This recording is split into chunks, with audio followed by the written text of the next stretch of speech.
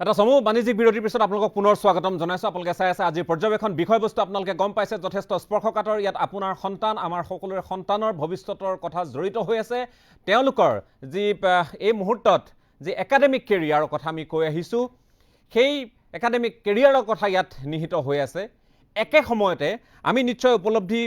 কৰিব লাগিব যে এই গোটেই বিষয়টো যথেষ্ট এক জটিল মেৰপাকৰ মাজত এই মুহূৰ্তত সোমাই গৈছে। কাৰণটো হৈছে যে সিদিনালৈ অধ্যক্ষৰ দায়িত্বত থকা ডক্টৰ দয়ানন্দ বৰগোহাঁই ডাঙৰীয়াই যোৱা বৃহস্পতিবাৰে এই ষ্টুডিঅ'ৰ মজিয়াত এটা সাক্ষাৎকাৰত যথেষ্টখিনি কথা কৈছিল আৰু তাৰেই প্ৰতিক্ৰিয়া হিচাপে ৰামানুজন জুনিয়ৰ কলেজৰ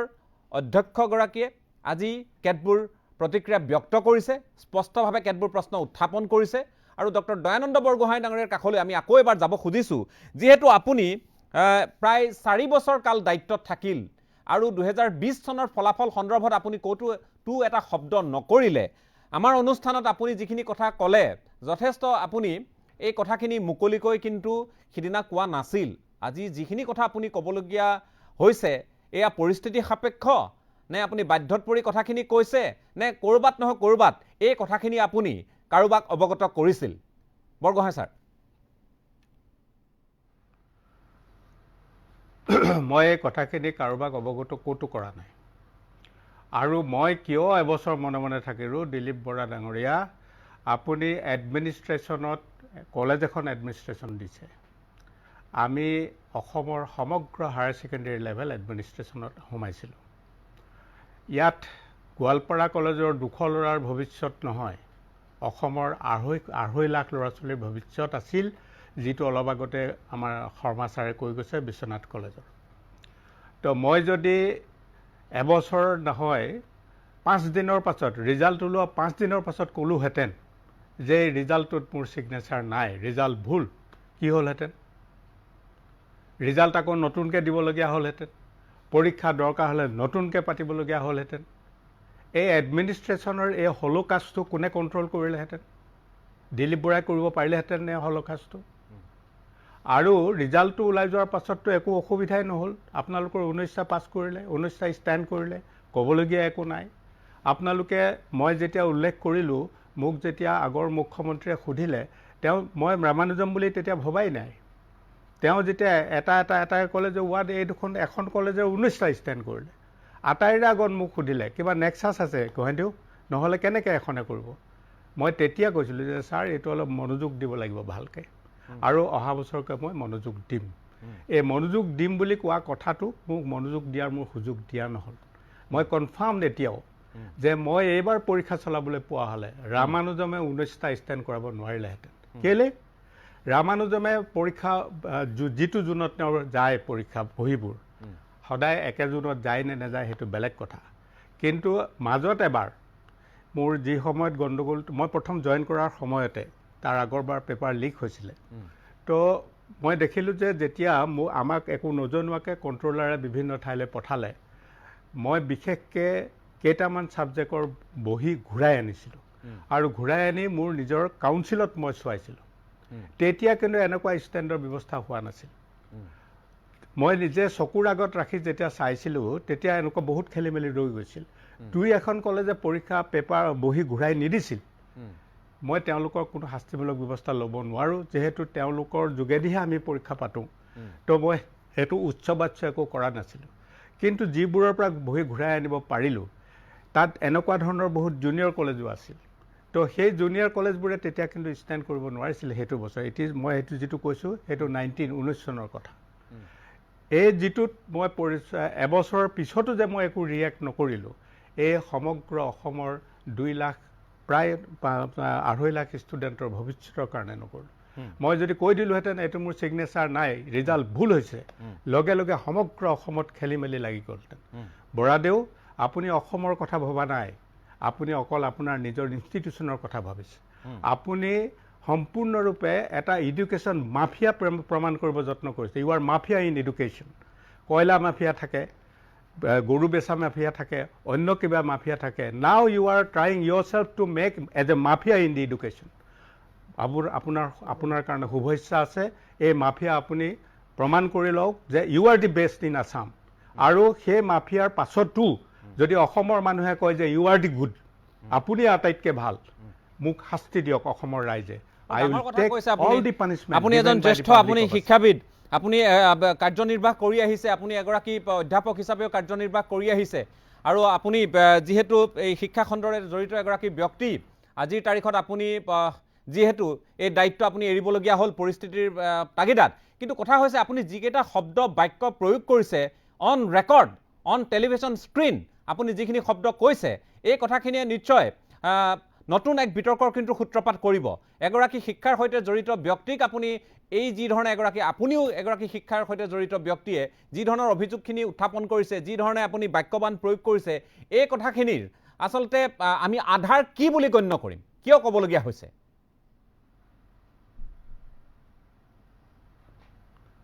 আধাৰটো কিটো আপোনালোকে নিজে দেখি আছে।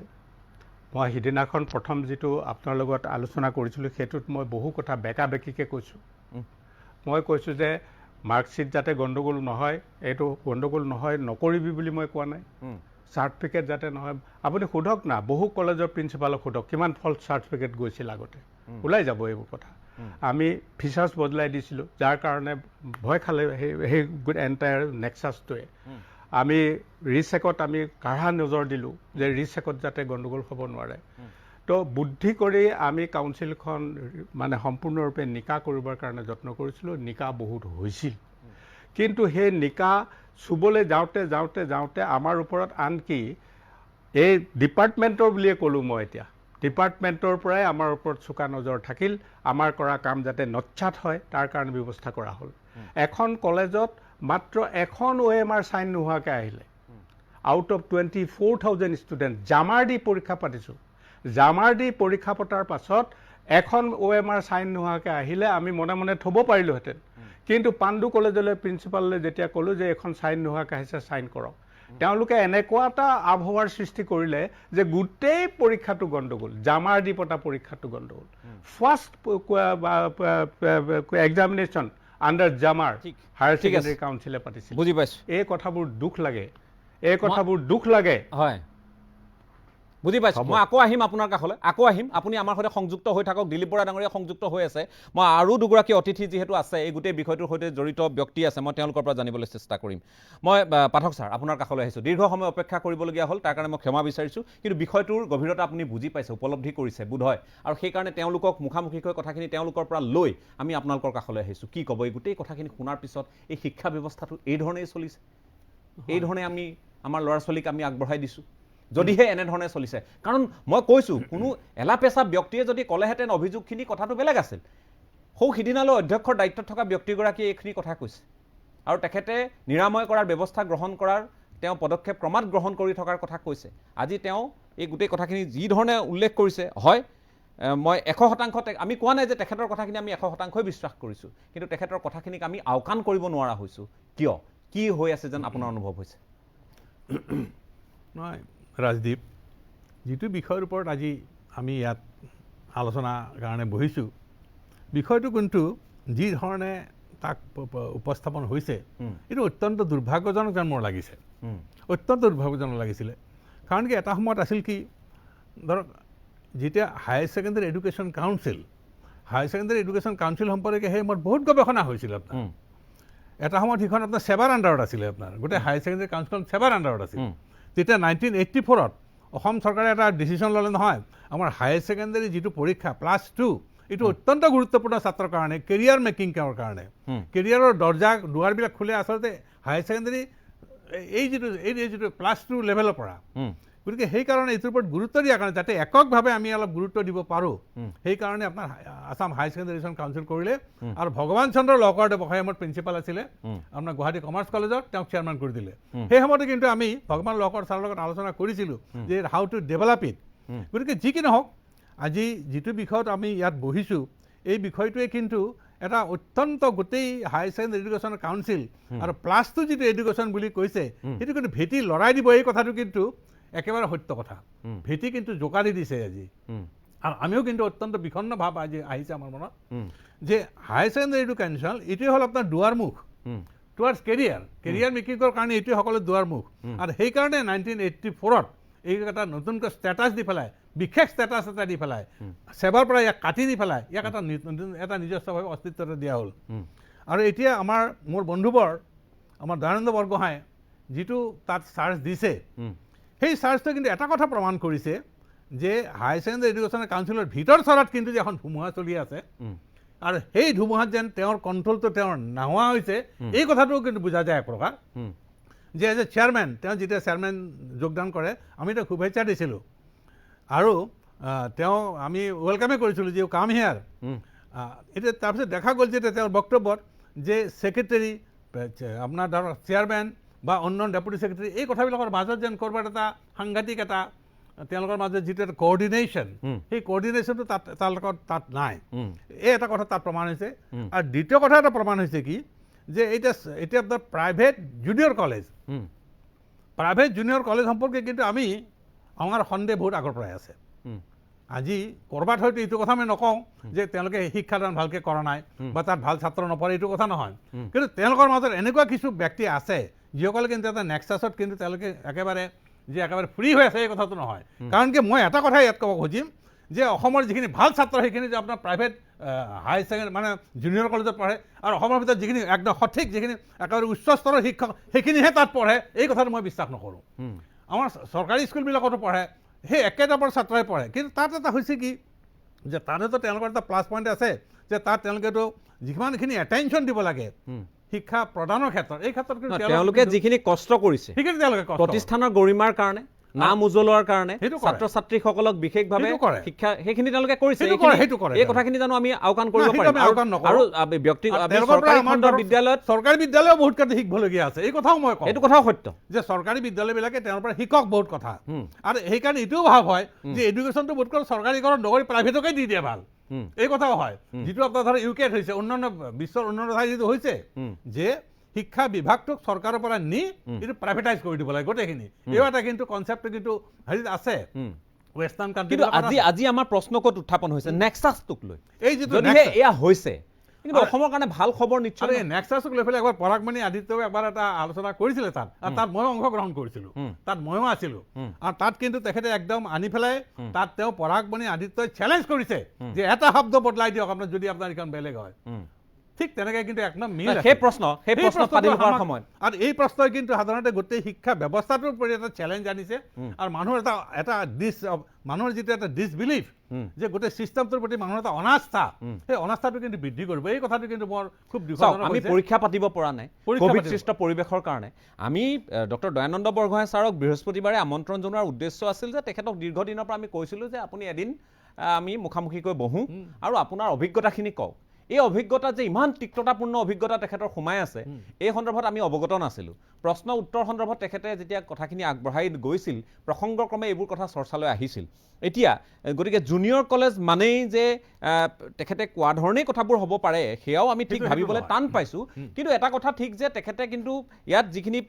প্ৰত্যাহ্বান জনাইছে মই ভাবোঁ দিলীপ বৰা ডাঙৰীয়াও সেই প্ৰত্যাহ্বানখিনি গ্ৰহণ কৰিব লাগে আৰু কথাখিনি যদি ন্যায়ালয়ৰ মজিয়ালৈ গৈ বা আন যদি চৰকাৰে যদি তদন্তও ঘোষণা কৰে গতিকে তদন্তৰ আওতালৈ অহাটো আমি উপযোগী বুলি ভাবোঁ কাৰণ আপুনি মই ইয়াৰ পৰা বিচাৰ দিবলৈ আমি সেই আমাৰ কৰ্তৃত্ব নিশ্চয় নাই আমাৰ নাই আমি সেই এতিয়া মই আহিব খুজিছোঁ যিহেতু আমাৰ মাজত উৎপল চক্ৰৱৰ্তী ডাঙৰীয়া উপস্থিত আছে অসম জুনিয়ৰ কলেজ শিক্ষক কৰ্মচাৰী সংস্থাৰ তেখেত সম্পাদক মই আপোনাৰ কাষলৈ আহিছোঁ এই বিষয়টোক লৈ আপোনালোকো অৱগত আছিলনে এই বিষয়টোত ডক্টৰ দয়ানন্দ বৰগোহাঁই মৰিখন কৰিবলৈ সক্ষম হৈছিল নে তেখেতৰ কাৰ্যকালত বা এই বিষয়টোক লৈ আপোনালোকে কেতিয়াবা কাষ চাপিছিল নে শিক্ষামন্ত্ৰী বা অধ্যক্ষৰ কাষ চাপিছিল নে বিষয়বোৰক লৈ নমস্কাৰ মই প্ৰথমতে এটা কথা স্পষ্ট কৰি দিব বিচাৰিছোঁ ষ্টুডিঅ'ৰ মাজত মই আহি সেইকাৰণে সৌভাগ্যৱান বুলি ভাবিছোঁ যে এই জুনিয়ৰ কলেজ বুলি যিটো ধাৰণা এই ধাৰণাটো গোটেই অসমত 84ৰ পিছত মানে জন্ম হৈছে গাঁৱে ভূঞে চৰকাৰী খণ্ডত ৰাজহুৱা খণ্ডত কলেজ জন্ম হৈছিলে কিন্তু আজি যিটো বাতাবৰণ অসমত গঢ়ি উঠিছে যে বিভিন্ন অভিযোগ প্ৰতি অভিযোগ সঁচা মিছা মই ক'ব নাযাওঁ এই অভিযোগখিনি জুনিয়ৰ কলেজৰ বিভিন্ন নেক্সাছৰ কথাটো ওলাইছে আজি অভিযোগ প্ৰতি অভিযোগ এই গোটেই কথাখিনি জুনিয়ৰ কলেজলৈ গালৈ ঠেলি দিয়া হয় গতিকে এই ক্ষেত্ৰত মই এটা কথা স্পষ্ট কৰি দিব বিচাৰিছোঁ যে জুনিয়ৰ কলেজ মানে মাত্ৰ চহৰ অঞ্চলত থকা কেইখনমান ব্যক্তিগত খণ্ডৰ বা কোনো ট্ৰাষ্টৰ দ্বাৰা চলিত জুনিয়ৰ কলেজেই নহয় ইয়াত অসমৰ ৰাজহুৱা খণ্ডত প্ৰতিষ্ঠিত 345খন জুনিয়ৰ কলেজ আছে য'ত প্ৰাধিকৰণ আধা সংখ্যক প্ৰাধিকৰণ হোৱা নাই এইখিনি ষ্ট্ৰাকচাৰটো আৰু বেলেগ এইখিনি বোধহয় এই অভিযোগৰ পৰা অলপ আঁতৰত আছে গতিকে এইখিনি কথা মই ষ্টুডিঅ'ৰ জৰিয়তে মই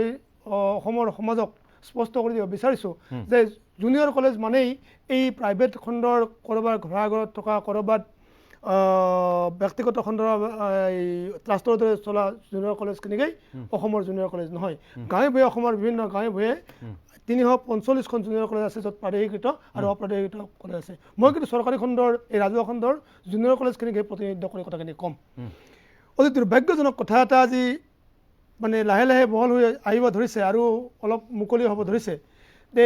আজিৰ এই সময়ত এই আলোচনাখিনি কিমান প্ৰাসংগিক সেইটো এটা মানে প্ৰশ্নৰ বিষয় যে এই টিনেজাৰ এজৰ ছাত্ৰ ছাত্ৰীখিনি আজি মানে বহী কলমৰ কিতাপৰ লগত যি সংগ্ৰাম কৰি আছে তেওঁলোকে পঢ়ি আছে পৰীক্ষা দিবলৈ পোৱা নাই তেওঁলোকৰ মন আৰু বিবেক গাৰ্জেন আৰু ছাত্ৰ ছাত্ৰীসকলৰ যি মন মগজু আজি বিভিন্ন চিন্তাই ভাৰাক্ৰান্ত কৰি ৰাখিছে বন্ধ কোঠালিত গতিকে তেওঁলোকৰ বিভিন্ন চিন্তা আছিল যে আগন্তুক পৰীক্ষা কেতিয়া হ'ব কেনেকৈ হ'ব কি কেতিয়া পৰীক্ষা ঘনা পৰীক্ষা হ'বনে নহয় কিন্তু আজিৰ এই আলোচনাই এই ছাত্ৰ ছাত্ৰী অভিভাৱকসকলক হতাশ কৰিব নেকি মোৰ সেই প্ৰশ্ন আজি ষ্টুডিঅ'ত হৈছে গতিকে এই ছাত্ৰ ছাত্ৰীসকলৰ মাজত এই বয়স সন্দিক্ষণৰ ছাত্ৰ ছাত্ৰীসকলৰ মাজত এটা ভুল মেছেজ যাব নালাগে যে তোমালোকে শংকিত নহ'বা মোৰ এপিল এটা থাকিল যে গাৰ্জেন অভিভাৱক আৰু ছাত্ৰ ছাত্ৰীসকলক মই অনুৰোধ জনাইছোঁ গাঁৱে ভূঞে পঢ়ি থকা সেই দুখীয়া সাধাৰণ নিচলা ছাত্ৰ ছাত্ৰীসকলক আমি ছাত্ৰ ছাত্ৰীসকলক লৈ এই মুহূৰ্তত কোনো ধৰণৰ তেওঁলোকৰ প্ৰতি আমাৰ সন্দেহ নাই আমি কৰিব খোজা নাই কিন্তু কথা হয় যে বিশেষ এখন যদি আমি যদি আগতে আমি কি দেখোঁ আমি সাধাৰণতে দেখোঁ যে আমি কটনৰ যেতিয়া আমি ৰিজাল্ট দেখোঁ বা তেনেধৰণৰ প্ৰতিষ্ঠানসমূহৰ আমি যেতিয়া চৰকাৰী খণ্ডৰে হওক ৰিজাল্ট দেখোঁ আমাক পিতৃ মাতৃয়ে কয় যে সেইখনত গৈ পঢ়িবৰ কাৰণে কষ্ট কৰ তেনেধৰণৰ ফলাফল ল'বলৈ যত্ন কৰ আৰু বাকী ছাত্ৰ আমাৰ লগৰ সকলোকো তেনেধৰণে কৈছিল বা আমি তেনেধৰণে এটা পৰিৱেশ দেখি আহিছিলোঁ কিন্তু এতিয়া আমি এই কথাও ক'ব খোজা নাই যে ক'ৰবাত নহয় ক'ৰবাত আমাৰ চৰকাৰী খণ্ডৰ শিক্ষা ব্যৱস্থাৰ এটা আমি শিথিলতা ক'ৰবাত নহয় ক'ৰবাত আছে এই কথাখিনি অপ্ৰিয় সত্য কথা নহ'লেনো আজিৰ তাৰিখত আজি আমাৰ বৰা ডাঙৰীয়াই আমাক কৈ আছে যে অধ্যক্ষ হওক কোনোবা মন্ত্ৰী হওক কোনোবা MLA হওক তেওঁলোকৰ সতি সন্ততি পঢ়ে ক'ত ব্যক্তিগত খণ্ডত অথচ তেওঁলোকে যেতিয়া বা চৰকাৰী চাকৰিয়ালৰো আমি দেখোঁ যে তেওঁলোকৰ সন্তান পঢ়ে ব্যক্তিগত খণ্ডত অথচ চৰকাৰী দৰমহাটো সকলোৰে প্ৰিয় হয় কিন্তু সন্তানক যেতিয়া পঢ়ুৱাব লাগে তেওঁলোকে পঢ়ুৱাই গৈ ব্যক্তিগত খণ্ডত আমি ব্যক্তিগত খণ্ডত দিব নালাগে বুলি আমি কোৱা নাই কিন্তু কথাটো হ'ল যে চৰকাৰী শিক্ষা খণ্ডক আমি কিয় একেবাৰে কুঙা কৰি পেলাইছোঁ একে সময়তে আৰু দ্বিতীয় প্ৰশ্নটো হ'ল যে আমি যদি এই আমি প্ৰতিযোগিতা আমি ব্যক্তিগত খণ্ডৰ বিদ্যালয়ৰ শিক্ষক শিক্ষয়িত্ৰীসকলে অৱতীৰ্ণ হৈ নিজৰ ছাত্ৰ ছাত্ৰীসকলৰ বাবে অহোপুৰুষাৰ্থ কৰে একেই কষ্ট ব্যক্তিগত চৰকাৰী খণ্ডত শিক্ষকতা কৰা শিক্ষক শিক্ষয়িত্ৰীসকলে আমাৰ সন্মানীয় শিক্ষক শিক্ষয়িত্ৰীসকলে কিয় নকৰে কাৰণ ব্যক্তিগত খণ্ডৰ দৰমহাৰ ফালৰ পৰাও আমি যদি কওঁ তুলনামূলকভাৱে বহু কম সা সুবিধা বহু কম অথচ কষ্ট তেওঁলোকে দুগুণ তিনিগুণ চাৰিগুণ পৰ্যন্ত কৰে বাকীসকলৰ চৰকাৰী খণ্ডৰ শিক্ষক শিক্ষয়িত্ৰীসকলৰ তুলনাত গতিকে ইয়াত আমি গোটেই ব্যৱস্থাটো কিন্তু আমাৰ কাৰণে এটা অবুজ হাতৰ যেন লাগে কেতিয়াবা গতিকে এই প্ৰসংগসমূহ যেতিয়া উত্থাপন হয় আৰু বিষয়টো যেতিয়া আমি আলোচনাৰ মাজেৰে যেতিয়া পোহৰলৈ আনিবলৈ সক্ষম হ'লোঁ আজি দিলীপ বৰা ডাঙৰীয়াই আমাক সং দিছে আমি তেখেতে এই কথাখিনি স্পষ্টকৈ ক'বৰ কাৰণে তেখেত আমাৰ সৈতে সংযুক্ত এতিয়াও হৈ আছে কেতবোৰ উচ্চবাচ্য হৈছে তাত কোনো সন্দেহ নাই এই কথাখিনি আমিও স্বীকাৰ কৰিছোঁ কিন্তু একে সময়তে যে আমি এই গোটেই প্ৰক্ৰিয়াটোৰ প্ৰত্যাহ্বান যিখিনি আহিছে সেইখিনি কেনেদৰে গ্ৰহণ কৰিম মই দিলীপ বৰা ডাঙৰীয়া পুনৰ আপোনাৰ কাষলৈ আহিছোঁ যথেষ্টকেইটা গুৰুতৰ অভিযোগ যথেষ্টকেইটা তীব্ৰ প্ৰত্যাহ্বান আপোনাৰ সন্মুখলৈ ডক্টৰ দয়ানন্দ বৰগোহাঁই ডাঙৰীয়াই এৰিছে আপুনি এইখিনিক কেনেধৰণৰ প্ৰত্যুত্তৰ দিব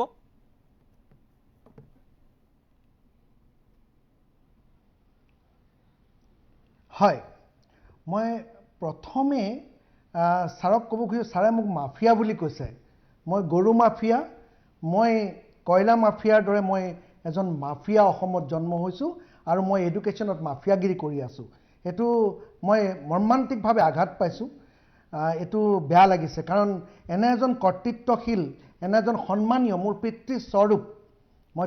যেহেতু আমাৰ কাউন্সিলৰ অধ্যক্ষ আছিল হয়। যোৱাকালি ছাৰক মই ফোন কৰিছিলোঁ ছাৰে কৈছিল মইতো নাম কোৱা নাই সৰি বহুত বাৰ ছাৰে সৰি কৈছিল যে নাই মই এইবুলি মই কিবা খঙতে কৈ দিলোঁ বেলেগৰ খং বেলেগত কৈ দিলোঁ ৰেকৰ্ডিংটো মোৰ তাত আছে আপুনি যদি শুনিব খোজে মই পঠাই দিব পাৰোঁ 1 নম্বৰ 2 নম্বৰ মই ছাৰক সুধিব বিচাৰিছোঁ যে কাউন্সিলত এক্সিকিউটিভ অফিচাৰ কোন মই জনামতে চেয়াৰমেন ছাৰৰ কেৱল মাত্ৰ এপ্ৰুভেল অথৰিটি থাকে এক্সিকিউটিভ অফিচাৰে সহি কৰিব চেয়াৰমেনে সহি নকৰে 1 নম্বৰ 2 নম্বৰ মই আৰু এটা কথা ক'ব পাৰোঁ যেতিয়া 2005 চনত দিলীপ কুমাৰ কাকতি ছাৰে সাইন কৰিব লগা হৈছিল তেখেত চেয়াৰমেন আছিলে কাৰণ আছিলে মহচিন আলী ছাৰৰ ল'ৰা সেৱাৰ পৰীক্ষাৰ কেণ্ডিডেট আছিলে সেইকাৰণেহে মহচিন আলী ছাৰৰ ঠাইত দিলীপ কাকতি ছাৰে সাইন কৰিছিল গতিকে মই চেয়াৰমেন ছাৰক সুধিব বিচাৰিছোঁ যে এক্সিকিউটিভ অফিচাৰ কোনে সহি কৰিব চেয়াৰমেনে নে ছেক্ৰেটাৰীয়ে কোন অথৰিটি পাৰ্চন একচুৱেলি সেইটো ছাৰে জানে নে নাজানে 1 নম্বৰ আকৌ মই ক'ব খুজিছোঁ যে ছাৰে যি কথা ওলাইছে গতিকে কেঁচু খান্দিলে যেতিয়া সাপ ওলাব ময়ো অলপ সাপ উলিয়াই দিবলৈ মই বিচাৰিছোঁ যে ছাৰক মই প্ৰত্যাহ্বান জনাইছোঁ যে কোনো কাৰণত এটাও ষ্টুডেণ্ট 19টাৰ পৰা কমাব নোৱাৰে যদি ইচ্ছাকৃতভাৱে কোনোবাই নকমায় বাঢ়িবহে কাৰণ 1 নম্বৰৰ কাৰণে 4জন ছাত্ৰ ছাত্ৰী ৰৈছে আৰু 2 নম্বৰৰ কাৰণে 5জন ছাত্ৰ ছাত্ৰী ৰৈছে মুঠ 9জন ছাত্ৰ ছাত্ৰী আৰু বহাৰহে চান্স আছে মই সেইটো দাবী কৰিব পাৰোঁ ইয়াৰ উপৰি মই আকৌ ক'ব পাৰোঁ যে 2-এটা কথা যেহেতু ছাৰে কৈছে ছাৰকে মই উদ্দেশ্যি কৈছোঁ অসমীয়া প্ৰতিদিন কাকতত প্ৰকাশ হৈছিল চীন ভ্ৰমণলৈ গৈ সামগ্ৰী চুৰি অসমৰ বিশিষ্ট শিক্ষাবিদৰ এইবোৰ কথা অসমীয়া প্ৰতিদিনে লিখিছে মই কোৱা কথা নহয় বাতৰি প্ৰকাশ হৈছিল আসাম টক্সত বাতৰি প্ৰকাশ হৈছিল বিভিন্ন নিয়মীয়া বাৰ্তাকে কৰি আৰম্ভ কৰি তাত 31জন কনিষ্ঠ সহায়কক পিছ দুৱাৰ দি তাত চাকৰি দিব বিচাৰিছিল আৰু বহু কথা যদি ছাৰে বিচাৰে মই ক'বলৈ ৰাজি আছোঁ গতিকে মই সেইবোৰ ভিতৰুৱা কথা কাউন্সিলৰ মই যাব খোজা নাই মই পেপাৰৰ কথা মই পেপাৰৰ আপুনি যদি বিচাৰে মই পেপাৰৰ মই ষ্টেটমেণ্টহে দেখাব খুজিছোঁ চাওক পেপাৰত লিখা আছে শিক্ষা সংসদত ঘনিষ্ঠ নিযুক্তি দিয়াৰ blueprint doctor Dayananda Borgohain এইটো পেপাৰত লিখিছে মই কোৱা কথা নহয় পেপাৰে লিখিছে শিক্ষা সংসদৰ গোপন বৈঠক বাতিলৰ নিৰ্দেশ আয়ুক্ত সচিবৰ ইয়াৰ কাৰণ কি আছিলে সেইবোৰ কথাও ছাৰে আজি ৰাজহুৱা কৰক আৰু মই এই কথাটো কৈছোঁ যে ৰামানুজনৰ ছাত্ৰ ছাত্ৰীৰ সংখ্যাৰ মেধাৰ ওপৰত প্ৰশ্ন তুলিব নোৱাৰিব মই মাফিয়াগিৰি কৰা নাই মই কৰজোৰে ছাৰক প্ৰাৰ্থনা কৰি কৈছোঁ যে মই সন্মান সহকাৰে কৈছোঁ যে ছাত্ৰ ছাত্ৰীয়ে পৰীক্ষা দিছে শিক্ষক শিক্ষয়িত্ৰীসকলে আমাৰ ইয়াত যি ধৰণে পৰিশ্ৰম কৰে আপোনালোকে ভাবিব নোৱাৰিব আপোনালোকক মই দেখাব খুজিছোঁ চাওক মোৰ হাতত জমা আছে এইখিনি আপুনি যে দেখিছে এইখিনি বহি কেইজন ছাত্ৰ ছাত্ৰীয়ে পৰীক্ষা আগত কৰিছে বুলি ভাবিব পাৰে আপুনি ক'ব পাৰিব মাত্ৰ এগৰাকী ছাত্ৰ ছাত্ৰীয়ে এনেকুৱা বহুত বহি টোপোলা মই আপোনাক দেখুৱাই দিব পাৰিম কেৱল মাত্ৰ এইখিনি বহি ক্লাছৰুমত লিখা নহয় পৰীক্ষা তেওঁলোকে ঘৰত দিছে এয়া চিন্তামণি ছাৰে জানে এয়া বহি প্ৰত্যেকখন আপুনি নাম চাব পাৰে ইয়াত এজন ছাত্ৰ বা এগৰাকী ছাত্ৰীৰ নাম ওলাব এনে এটা পেকেটহে মই আপোনাক প্ৰদৰ্শন কৰিছোঁ আৰু মই এই কথাটো কৈছোঁ যে ঠিক আছে আজি ৰামানুজনে তেনেধৰণে স্থান আনিলে কিন্তু মই যে নাম লৈছিলোঁ ৰঞ্জন দাস আজি ঈশ্বৰ চাইণ্টিষ্ট হৈ আছে কৌশিক বৰাই আমেৰিকা গভৰ্ণমেণ্টৰ পৰা 100% স্কলাৰশ্বিপ লৈ তাত PhD প্ৰগ্ৰেমত আজি ডক্টৰেট পালে আজি প্ৰায় 1000তকৈ ওপৰত ৰামানুজনৰ পৰা উত্তীৰ্ণ হৈ যোৱা ছাত্ৰ ছাত্ৰীয়ে গৈ চিকিৎসা সেৱাত ব্ৰতী হৈ কোভিড কালত মানৱ সেৱাত ব্ৰতী হৈ আছে ৰামানুজনৰ পৰা যোৱা সেয়া কি আমাৰ ভুল হ'ল অপৰাধ হ'ল মানৱ সম্পদ গঢ় দিয়াত কোনো শিক্ষা প্ৰতিষ্ঠানেৰে যদি সেয়া সততাৰে তেওঁলোকে কৰি আছে তাত কোনো ভুল থাকিব নোৱাৰে আমি কৈছোঁ এই কথাখিনি ডক্টৰ অভিজিত কাকতি IIT গুৱাহাটীত অলপতে এপইণ্টমেণ্ট পাইছে তেওঁ কিহৰ কাৰণে পাইছে IIM বেংগলোৰত IIM Ahmedabad international institute international ranking থকা ইনষ্টিটিউট তাত MBA কৰিবলৈ চান্স পাইছে ৰামানুজনৰ ছাত্ৰ ছাত্ৰীয়ে বহুতকেইটা ছাত্ৰ ছাত্ৰীয়ে এবাৰ মই বুজি পাইছোঁ। ষ্টেণ্ড কৰাৰ উপৰিও হয় সেইখিনি বুজি পাইছোঁ IIT-ত স্থান তাত পালে চাওক ইজৱাৰী। সেইখিনিত আমাৰ তিল মানুহ সন্দেহ এই যে নাই তেওঁ মই গুজৰাট আগতেও কৈছোঁ গুজৰাট এতিয়াও কৈছোঁ ইউনিভাৰ্চিটিৰ ইয়াত আমি ছাত্ৰ ছাত্ৰীক সাঙুৰি বা তেওঁলোকৰ সৌম্যদীপ বৰা যিটো বিষয় মই তেওঁলোকৰ মই বাৰে বাৰে কৈ আছো হয় যে মই আপোনাৰ কথাখিনি বুজি পাইছোঁ আমি সকলোৱে বুজি পাইছোঁ কিন্তু কিয় এই অভিযোগটো উত্থাপন হ'ল উলিয়াব নোৱাৰিব কিয় এই অভিযোগটো উত্থাপন বাৰে হ'ল বাৰে কৈ আছোঁ। ডক্টৰ দয়ানন্দ বৰগোহাঁইৰ দৰে এগৰাকী কৰ্তৃত্বশীল ব্যক্তিয়ে কিয় আপোনাৰ কিবা আক্ষেপ আছে ৰামানুজনৰ বিৰুদ্ধে তেখেত প্ৰতিশোধ পৰায়ণ হৈছে কিবা কাৰণত কি কথাটো গতিকে সেই কথাখিনিও আমাৰ জনাৰ প্ৰয়োজন আছে ডক্টৰ দয়ানন্দ বৰগোহাঁই ছাৰ আপোনাৰ কাষলৈ আহিছোঁ আপুনি তেখেতক মাফিয়া বুলিও ক'লে আপুনি তেখেতৰ প্ৰতিষ্ঠানৰ বিৰুদ্ধে যথেষ্টখিনি কথাও ক'লে কিয় ক'বলগীয়া হ'ল আপোনাৰ হাতত কিবা তথ্য প্ৰমাণ বা আপোনাৰ হাতত এনেধৰণৰ কিবা বিষয় আপোনাৰ চকুত পৰা যিখিনি আপুনি সাঁচি ৰাখিছে যিখিনি আপুনি সময়ত নামাৰি আপুনি অনাগত সময়ত মাৰিবলৈ এৰি থৈছে এনে কিবা বিষয় হ'ব পাৰে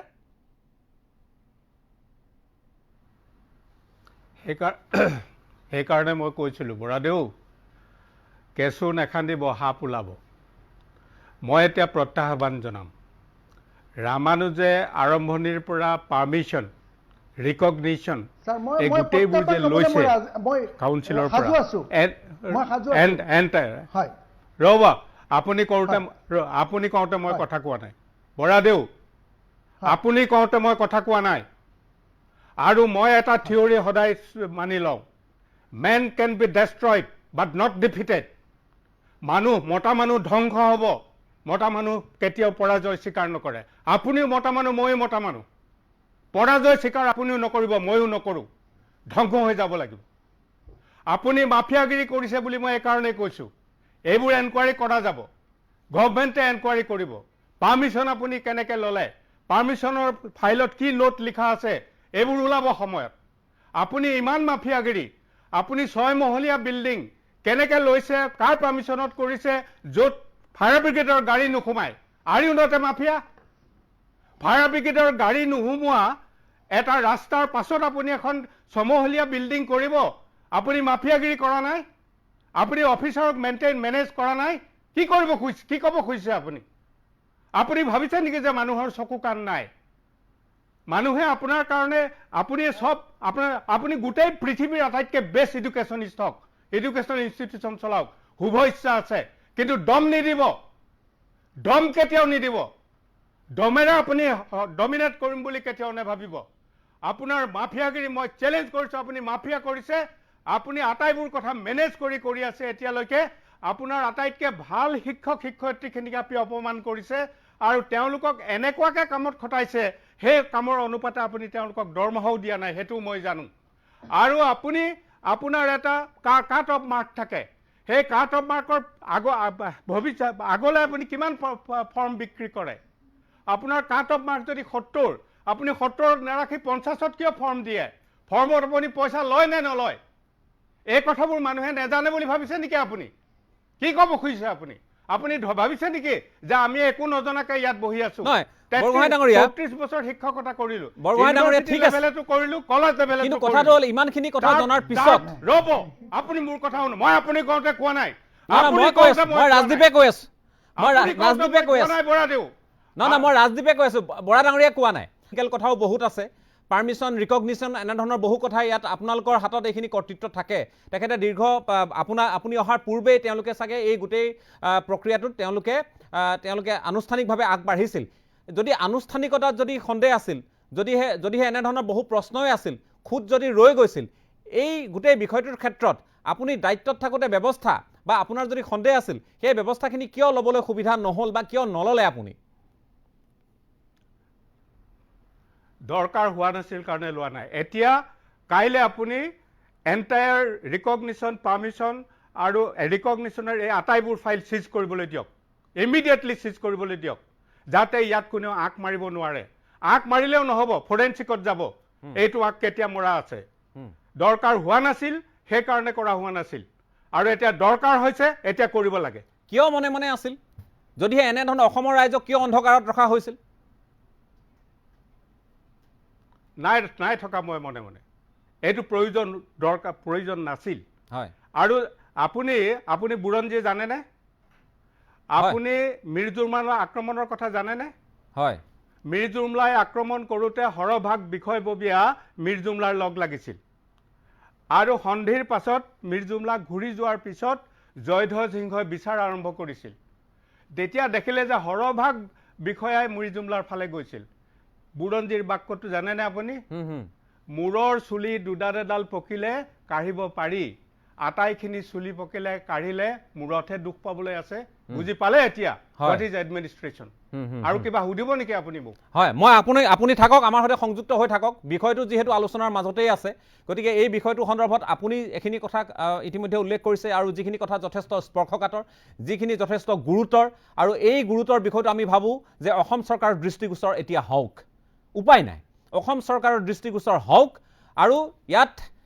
কোন সঁচা কোন মিছা, কি অভিযোগ কি প্ৰতি অভিযোগ, এই সকলোখিনি কথা দফাই দফাই পোহৰলৈ আহক। আমি এইকাৰণে কৈছোঁ যে অসমৰ শিক্ষা জগতখন কলংকমুক্ত হওক। এই অৱস্থাত আমাৰ সন্তানে শিক্ষা লাভ যদি কৰিছে, যদিহে এনেধৰণৰ অভিযোগে যদি আছে, যদিহে সন্দেহ আমাৰ আছে আৰু সেই সন্দেহৰ বিৰুদ্ধে আমাৰ হাতত যদি প্ৰমাণো আছে, দৰকাৰ হ'লে আদালতৰ মজিয়ালৈ যাওক। ইয়াত দিলীপ বৰাও তেখেতেও কৈছে দৰকাৰ হ'লে আদালতৰ মজিয়ালৈ যাব, আৰু দয়ানন্দ বৰগোহাঁই ছাৰেও কৈছে যে তেওঁলোকে আদালতৰ মজিয়ালৈ সকলো যাওক, আৰু ইয়াত কোনেও পৰাজয় স্বীকাৰ নকৰক, কোনেও পৰাজয় স্বীকাৰ নকৰে, সেই কথাটো তেখেতে কৈছে স্পষ্টভাৱে। গতিকে আদালতে বিচাৰক তাতে থাকে, তাতেই বিচাৰ হওক আৰু অসম চৰকাৰে দায়িত্ব লওক বিষয়টোৰ। আমি এটা চমু বাণিজ্যিক বিৰতিৰ পিছত পুনৰ আহি আছোঁ এই আলোচনাৰ মাজলৈ।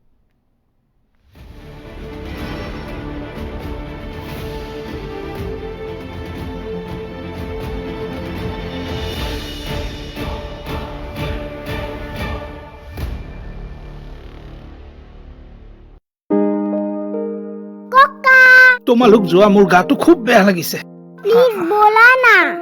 মা আজি পাৰ্টি নহ'ব নেকি? সুখ দুখৰ প্ৰতিটো মুহূৰ্তত আমি থাকোঁ আপোনজনৰ কাষত। সৰু সৰু কথা, ইটো সিটো মধুৰ অনুভূতি, আমাৰ এই সম্পৰ্কবোৰেই সুন্দৰ কৰি ৰাখে জীৱন। সুস্বাদু ব্যঞ্জনৰ নিশ্চিন্তৰ প্ৰতীক চেষ্টাৰ মছলা, এবাৰ ব্যৱহাৰ কৰি চাওক।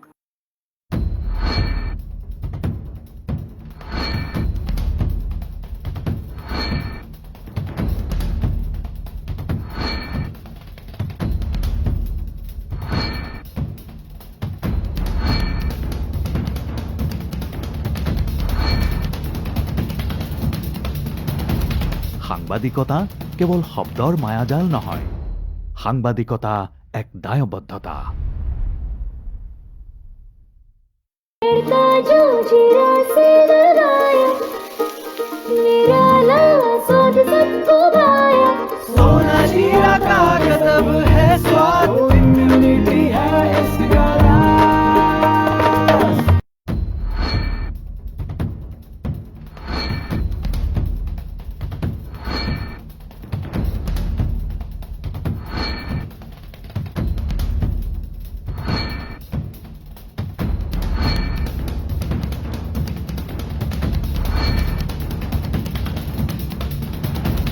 সাংবাদিকতা কেৱল শব্দৰ মায়াজাল নহয়, সাংবাদিকতা এক দায়বদ্ধতা। स्वस्थ शरीर निरोगी काया, हर मन में है हर्ष समाया। आपके लिए आ गया है सोना हल्दी पाउडर, शुद्ध भी सेहत भी।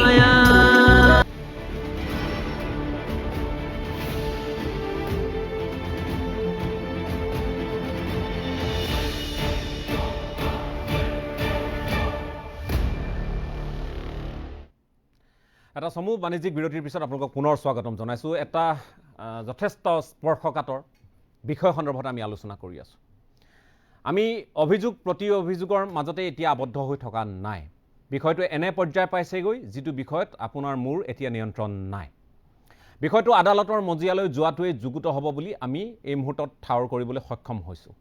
আমি কাকো এই মুহূৰ্তত কাঠগড়াত থিয় কৰিব খোজা নাই আৰু কাকো আমি নিৰ্দোষীও সজাব খোজা নাই। বিষয়টোৰ আপোনালোকে গভীৰতা উপলব্ধি কৰিছে। আমাৰ সৈতে যিহেতু দিলীপ বৰা ডাঙৰীয়া উপস্থিত আছে, ৰামানুজন জুনিয়ৰ কলেজৰ তেওঁ অধ্যক্ষ। আমাৰ সৈতে সদ্যপ্ৰাক্তন যিগৰাকী অধ্যক্ষ তেখেতো সংযুক্ত হৈ আছে, ডক্টৰ দয়ানন্দ বৰগোহাঁই। তেখেত অসম উচ্চতৰ মাধ্যমিক শিক্ষা সংসদৰ তেখেত সৌ সিদিনালৈ অধ্যক্ষৰ দায়িত্বত আছিল যোৱা বুধবাৰে তেখেতে এই দায়িত্বৰ পৰা অব্যাহতি ল'বলগীয়া হৈছে আমাৰ সৈতে যেহেতু আন এগৰাকী শিক্ষাবিদ ডক্টৰ দয়ানন্দ পাঠক ডাঙৰীয়াও আছে আমাৰ সৈতে উৎপল চক্ৰৱৰ্তী আছে আমাৰ সৈতে চিন্তামণি শৰ্মা ডাঙৰীয়া আছে মই চিন্তামণি শৰ্মা ডাঙৰীয়া আপোনাৰ কাষলৈ আহিছোঁ বিষয়টো এই মুহূৰ্তত মই কৈছোঁৱেই যে আমাৰ এতিয়া নিয়ন্ত্ৰণত নাই এই বিষয়টোত ইমানবোৰ অভিযোগ প্ৰতি অভিযোগ আহিছে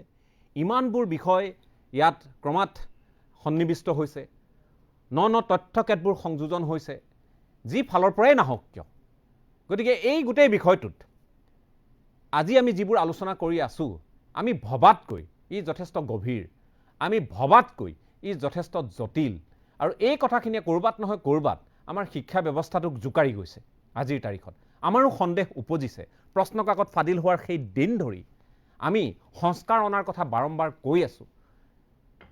চিচিটিভি সাৰ্ভেইলেন্সত আমি পৰীক্ষা পাতিবলগীয়া হয় আমি জেমাৰ ব্যৱহাৰ কৰিবলগীয়া হয় এই পৰ্যায়বোৰ বাৰ আছেই তাৰ মাজত এই যিবোৰ কথা আহিছে বিশেষকৈ স্থান লাভৰ যিটো দৌৰ এই দৌৰটো সঁচাই অনিয়ম অনীতিৰ মাজেৰে হৈছে নেকি আমি আকৌ কৈছোঁ যে ছাত্ৰ ছাত্ৰীৰ মেধা শক্তিক লৈ আজি আমি কিন্তু ইয়াত বিষয়বোৰ সেই পৰ্যায়ত আলোচনা কৰিব খোজা নাই আমাৰ বাগধাৰায়ো সেইখিনি কথা নিশ্চয় আপোনালোকৰ আগত প্ৰতিপন্ন কৰা নাই আমি মাত্ৰ এটাই কথা কৈছোঁ সকলো চোকা সকলো পাৰ্গত কিন্তু ইয়াত যিহেতু স্থান লাভৰ কাৰণে বিশেষ নম্বৰৰ কাৰণে আমি মন কৰোঁ কেতিয়াবা 1 নম্বৰৰ কাৰণেও ইফাল সিফাল হয় তেখেতেও কৈছে দিলীপ বৰা ডাঙৰীয়াও কৈছে 3-4 নম্বৰ যদি ব্যৱধান যদি আমি ধৰি লওঁ তেতিয়া তেওঁলোকৰ 28-29 জন 30 জন পৰ্যন্ত তেওঁলোকৰ ছাত্ৰ হয়তো স্থান লাভ কৰিলেহেঁতেন এনে ব্যৱধানত থাকিও গৈছে গতিকে স্বাভাৱিক কথা কিন্তু এই দৌৰখনত ক'ৰবাত নহয় ক'ৰবাত কাৰোবাৰ সৈতে কিবা বুজাবুজি ব্যৱসায়িক লাভালাভৰ কথা ক'ৰবাত সাঙুৰ খাই আছে নেকি এই প্ৰশ্নখিনি আমি কৰিবলৈ বাধ্য মই আপোনাৰ কাষলৈ আহিছোঁ আপুনি এই বিষয়টোত আকৌ কি তথ্য সংযোজন কৰিব খুজিব বা আপোনাৰ পৰ্যবেক্ষণে কি কয় চাওক প্ৰথম কথাটো হ'ল এই ব্যৱসায়িক দৃষ্টিভংগী ইয়াৰ লগত জড়িত হৈ আছে বিশেষকৈ যেতিয়া ব্যক্তিগত জুনিয়ৰ কলেজৰ কথা আহে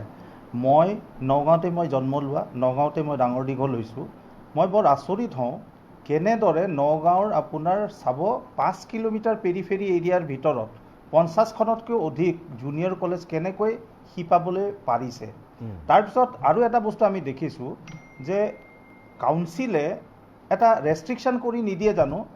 নামভৰ্তিকৰণত যে আমি দেখিছোঁ কোনোবা হয়তো জুনিয়ৰ কলেজত 500 শতাধিক ছাত্ৰ ছাত্ৰীও নামভৰ্তিকৰণ কৰিছে কোনোবাই হয়তো 150 কৰিছে কোনোবাই পোৱা নাই তো এই ধৰণৰ কথা একেখন জুনিয়ৰ কলেজত ক'ৰবাত 500-600 কৈ এটা ছেকশ্যনত 500-600 হয়তো দুটা ছেকশ্যন মিলালে আপোনাৰ 1200 হ'ব আমি তাত যদি আৰ্টছ ধৰি দিওঁ যদি 1500-1700 ল'ৰা ছোৱালী এটা শিক্ষানুষ্ঠানত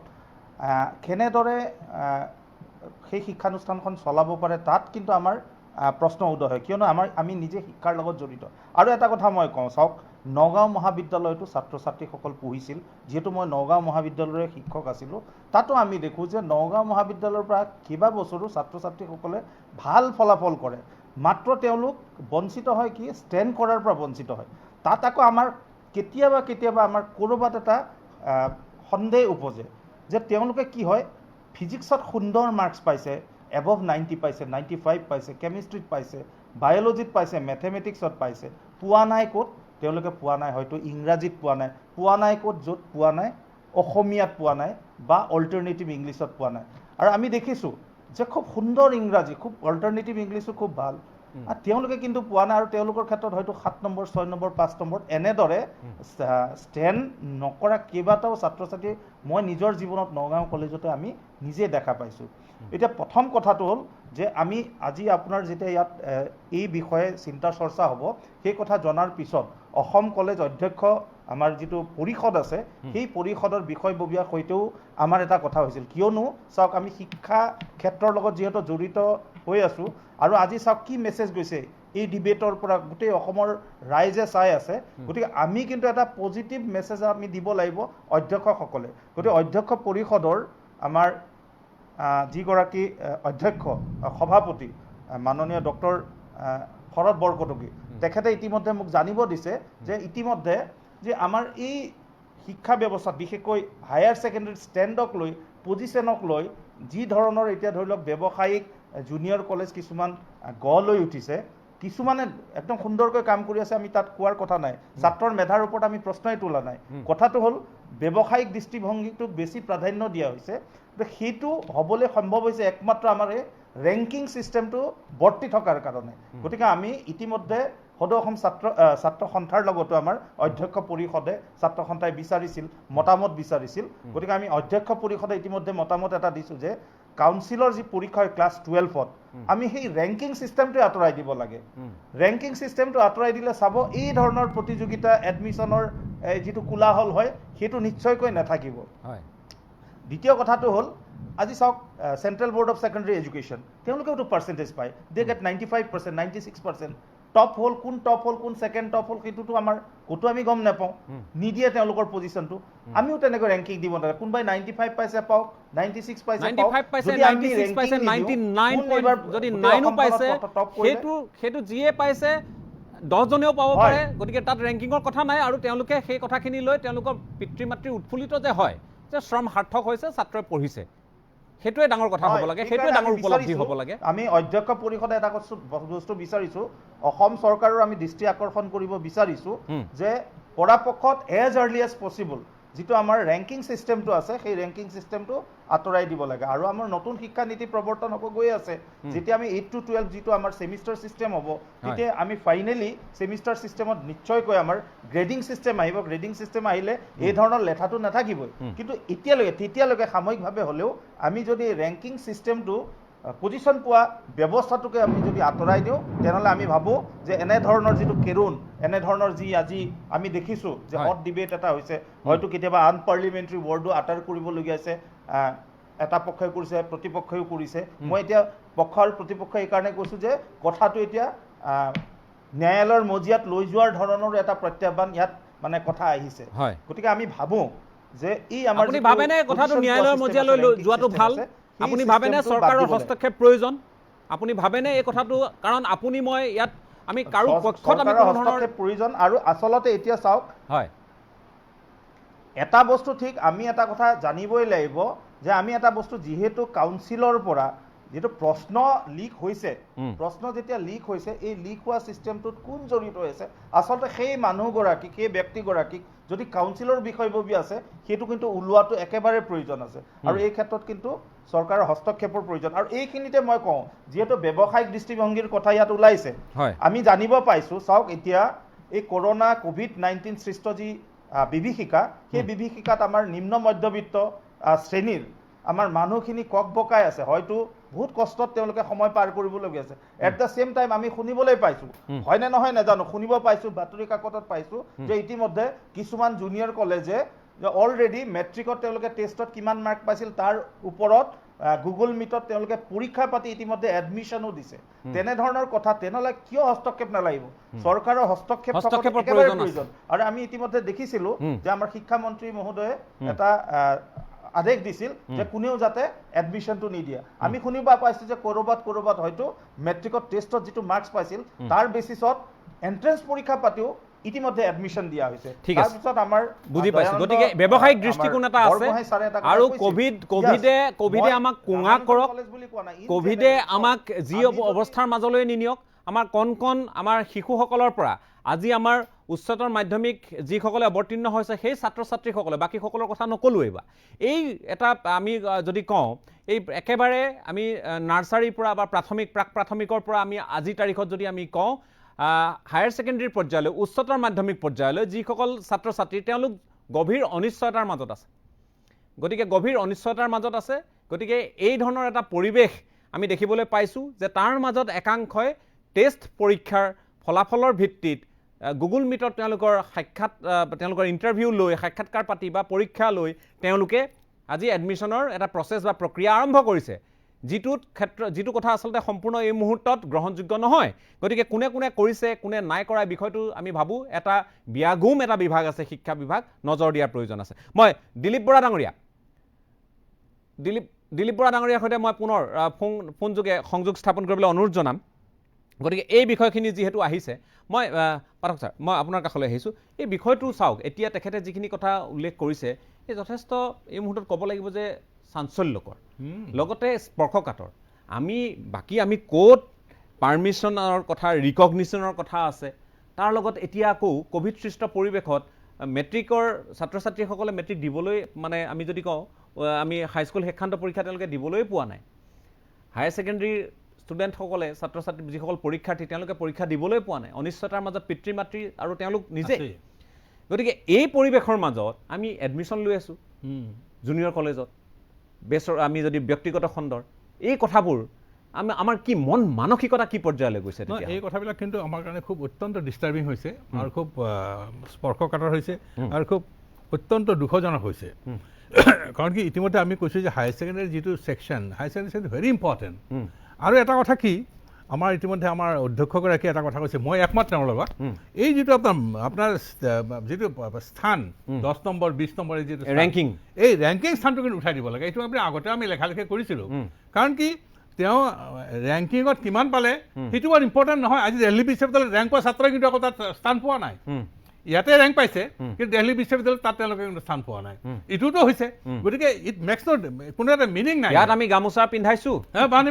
তাত কিন্তু চিট পোৱা নাই এইটো এটা হৈছে কাৰণ তাতোতো কম্পিটিশ্যন হৈছে কিন্তু ইয়াত আকৌ এটা হৈছে কি যে ইয়াত আকৌ এটা মাজতে এটা নিয়ম এটা আছিলে যে য'ত ৰেংক পায় তাত তেওঁলোকৰ আকৌ টেষ্টবিলাক নহয় পিছত যিটো আপোনাৰ ধৰক মেডিকেল বা হেৰি কাৰণে টেষ্ট এটা নহয় সেইটো কাৰণে তেওঁলোকে এইটো কাম কৰে যে যদি আপোনাৰ ইয়াতে ৰেংক এটা পায় তেতিয়াহ'লে মেডিকেলত বা যিখন আপোনাৰ টেষ্ট হয় মেডিকেলৰ হা তাত তেওঁলোকৰ আকৌ নতুনকৈ এটা পৰীক্ষা এটা নহয় সেইবুলি এটা আছিল সেই কথাটো কিন্তু এতিয়া আচলতে ক'ব নোৱাৰো কিন্তু মোৰ এটা কথা চবচে আছে লাগিছে যে আমি যিমানখিনি সমস্যাৰ কথা ইয়াত আজি উত্থাপন হ'ল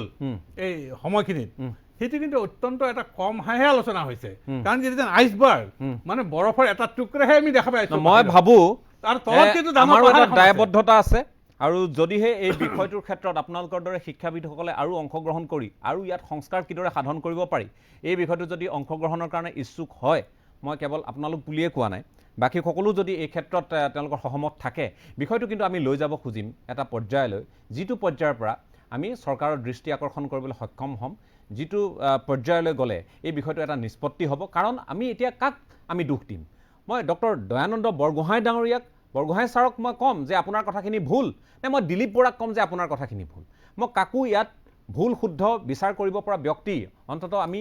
সেই অৱস্থানত অন্ততঃ আমি নাই আৰু ND24 অন্ততঃ সেইখিনি আমি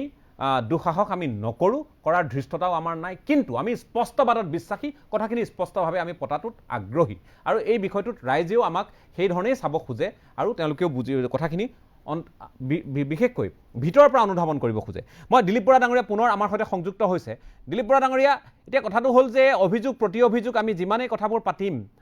আমি সেই বিষয়সমূহৰ ওপৰত আমাৰ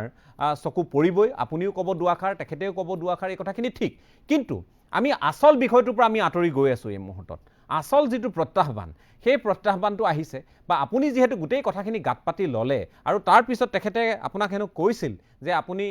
খান্দি নল'ব কথাবোৰ আপোনাৰ কাৰণেও ভাল নহ'ব কথাবোৰ ভাল নহ'ব তাৰপিছতো আপুনি এটা ৰিস্ক কিন্তু ল'লে আপুনি এটা প্ৰত্যাহ্বান হিচাপে গ্ৰহণ কৰি আমালৈও পত্ৰ প্ৰেৰণ কৰিলে আৰু আমিও ভাবিলোঁ যে কথাখিনি একপক্ষভাৱে নহওক আপুনিও আহক মুখামুখি হওক কথাখিনি ৰাইজে বুজক এতিয়া এই শেহতীয়া যিখিনি বৰগোহাঁই ছাৰে মন্তব্য কৰিলে তাৰ পৰৱৰ্তী সময়ত এডমিশ্যনৰ প্ৰসংগ আহিলে অনৈতিকভাৱে মেট্ৰিক যি এইবাৰ আমি যদি কওঁ ক্ষমা কৰিব যে এতিয়া যদি হাইস্কুল শিক্ষান্ত পৰীক্ষা দিয়াই নাই আৰু তেওঁলোকক এডমিশ্যনৰ প্ৰসংগও আহিলে এই অভিযোগটো দুদিনমান পূৰ্বলৈ আমাৰ স্থানীয় সাংবাদিকে জনাইছিল যে আপোনালোকৰ বিৰুদ্ধেও আছিল গতিকে এই কথাখিনি দৰাচলতে কি হৈ আছে কি পৰ্যায়ত হৈ আছে ব্যৱসায়িক যদি কথা নাই তেনেহ'লে ক'ত কেৰুণটো ৰৈ গৈছে বুলি আপুনি ভাবে কিয় আপোনালোকৰ বিৰুদ্ধে এই অভিযোগবোৰ উত্থাপন হৈছে বুলি আপুনি ভাবে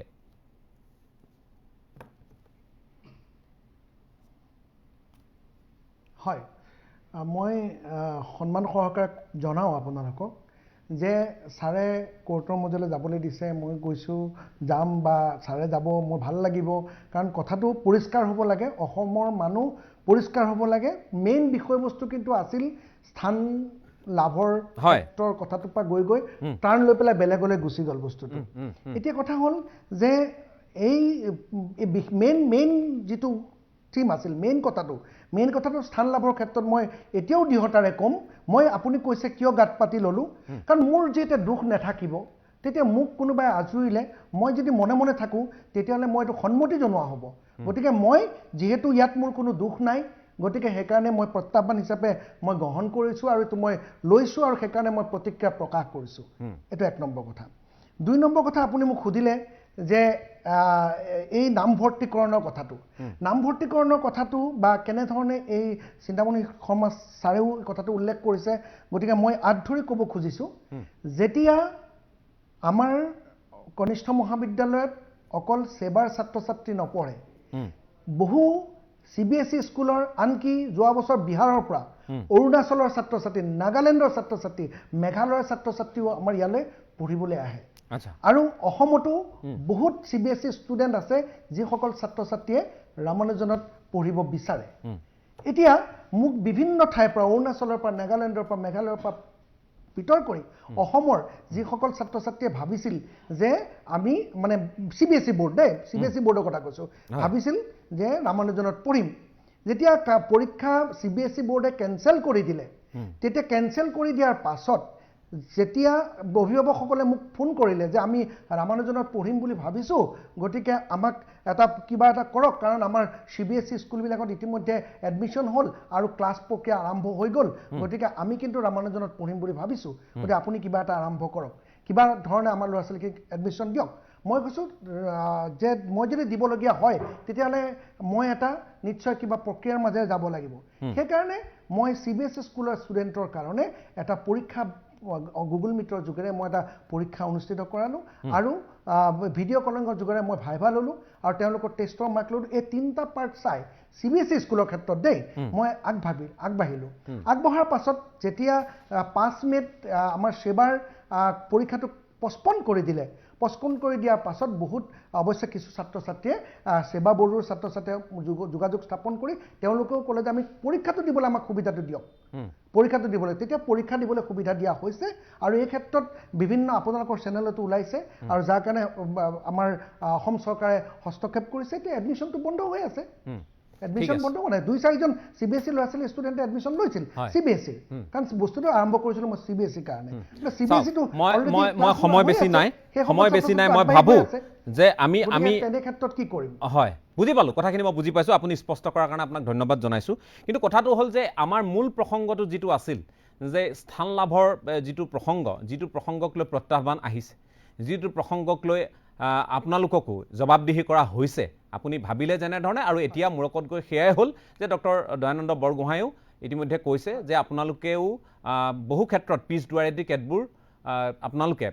আনুষ্ঠানিকতা সম্পন্ন কৰাৰ কথা কৈছে এইখিনি কিমান সত্য অসত্য আমি নাজানো তেখেতে উল্লেখ কৰিছে কিন্তু কথা হ'ল ইমানৰ পিছতো যিখিনি প্ৰত্যাহ্বান এতিয়া আহিব পাৰে সেই কথাখিনি ছাৰে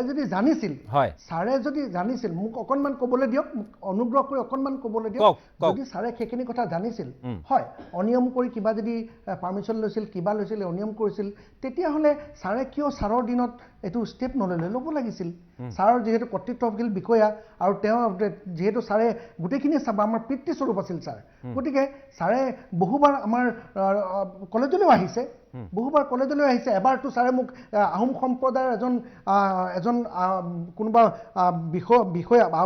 আগৰ মূৰ্তি নিৰ্মাণ কৰিবৰ কাৰণে মোৰ পৰা ডনেশ্যনো বিচাৰিছে মই চেকত দিছোঁ পইচা দিছোঁ ছাৰক 20,000 টকা দিছোঁ মই যেতিয়া ছাৰে মোক বিচাৰিছে যে এটা মূৰ্তি নিৰ্মাণ কৰিবৰ কাৰণে লাগে তেতিয়াতো মোক ছাৰে কৈছে মই চেকত দিছোঁ মই এতিয়াও আপোনাক প্ৰমাণ দিব পাৰোঁ 20,000 টকা চেক এখন দিছোঁ মই ছাৰক গতিকে মই ছাৰ মোৰ ঘৰলৈ আহিছে মোৰ মাক সেৱা কৰিছে চাহ পানী খাই গৈছে আকৌ যে এইবোৰ কথা ভিতৰত সোমাই আছে নাজানো মোক ক'ব লাগিছিল আমি হ'লো অসমীয়া যুৱক হিচাপে আমি যিহেতু চৰকাৰীভাৱে সংস্থাপন হোৱা নাই গতিকে আমি অকল ৰামানুজনত মই অকলে ভাত খাই থকা নাই 150 পৰিয়াল পোনপটীয়াকৈ ভাত খাই আছে 150 ইয়াত ষ্টাফ আছে আওপকীয়াকৈ প্ৰায় আৰু 50জন মানুহে ইয়াত ডেইলি কাম কৰি থাকে তাৰোপৰি ইয়াৰ ওচৰ পাজৰ পৰা আৰম্ভ কৰি যিমান PG আছে ভাড়াঘৰ আছে বা দোকান বজাৰ সকলোখিনি কিবা এটা যিহেতু বাহিৰৰ ছাত্ৰ ছাত্ৰীয়ে ভিৰ কৰেহি গতিকে এটা বিষয় ইয়াৰ লগত জড়িত হৈ আছে গতিকে সেই কথাবিলাকৰ লগত উদ্দেশ্য ৰাখি আমি কাম কৰি আগবাঢ়ি গৈ আছোঁ আমি গোটেই টীমটোৱে কাম কৰিছোঁ আৰু শিক্ষক শিক্ষয়িত্ৰীসকলে হয় ছাৰেও অভিযোগ কৰিছে কিয় কষ্ট কৰিব মই সেই কথাটো বুজি পোৱা নাই যে শিক্ষকৰ দায়িত্ব কষ্ট কৰাৰ শিক্ষকৰ দায়িত্ব ছাত্ৰ ছাত্ৰীক আমিতো বিচাৰো প্ৰত্যেক বিদ্যালয়ৰ শিক্ষক শিক্ষয়িত্ৰীয়ে তেনেধৰণে কষ্ট কৰক জীৱনত সুন্দৰ আলি গৰাকী কৰক আমিতো কাকো হাক দিয়া নাই মই ছাত্ৰ সন্থাৰ যেতিয়া অভিনন্দন অনুষ্ঠানত যাওঁ তেতিয়া মই কওঁ যে অহা বছৰ আকৌ আমি আনিব পাৰোঁ সেই কোৱাৰ মোৰ উদ্দেশ্য কি যে অন্যসকল শিক্ষানুষ্ঠানো এনেকৈ আগবাঢ়ক তেনে এটা মহৎ উদ্দেশ্য আগত ৰাখি আমি কাম কৰি আছোঁ হয় মই নকওঁ যে এই যে পাৰ্মিশ্যন কিবা কিবি যে ছাৰে কৈছে হয়তো ক'ৰবাত ভুল ত্ৰুটি থাকিব পাৰে সেইটো মই ক'ব নোৱাৰোঁ যে নাই ভুল ত্ৰুটি নাই বুলি 100% মই ক'ব নাথাকিবও পাৰে কাৰণ তেওঁ ছাৰেহে চাইছে এইটো বস্তু আৰু আগৰ অফিচাৰসকলে চাই পেলাই মোক পাৰ্মিশ্যন দিছে ঠিক আছে বুজি পাইছোঁ গতিকে বেছি হয় মই আশা কৰিম যদি আমি যদি এই বিষয়টো আৰু অধিক আগলৈ নিবলগীয়া হয় প্ৰসংগক্ৰমে যদি কথাখিনি আগবঢ়াবলগীয়া হয় আৰু যদিহে এই গোটেই বিষয়টোত আমি যদিহে কেতিয়াবা শিক্ষামন্ত্ৰীগৰাকীকো আমি লগত ল'ব পাৰোঁ তেখেতৰ যদি দৃষ্টিগোচৰ কৰিব পাৰোঁ আমি ভাবোঁ কথাবোৰ জল পটপট হ'ব আৰু জল পটপট হোৱা উচিত যদিহে ধূসৰ হৈ আছে আমি ভাবোঁ আপোনালোকৰ সহযোগিতা তেতিয়াও আমি লাভ কৰিম কথাখিনি নিশ্চয় আজি আমি আৰু বেছি দীঘলীয়া কৰিব নোৱাৰিম যদিও মই ডক্টৰ দয়ানন্দ বৰগোহাঁই ছাৰ আকৌ এবাৰ আপোনাৰ কাষলৈ আহিছোঁ গোটেই কথাখিনি শুনাৰ পিছত আলোচনাটোত আপুনি দেখিছে চিন্তামণি শৰ্মাই কি কৈছে সেয়াও শুনিছে আপোনাৰ বন্ধুবৰ ইয়াত যিহেতু উপস্থিত আছে ডক্টৰ দয়ানন্দ পাঠক ছাৰ তেখেতেও যিখিনি কথা কৈছে উল্লেখ আপুনি শুনিছে দিলীপ বৰাৰ কথাখিনিও আপুনি শুনিছে উৎপল চক্ৰৱৰ্তীৰ কথাখিনিও আপুনি শুনিলে তো সামগ্ৰিকভাৱে গোটেই এতিয়া যিটো প্ৰসংগ আহিছে সেয়া হৈছে যে আপোনাৰ সময়ত স্বাভাৱিকতেই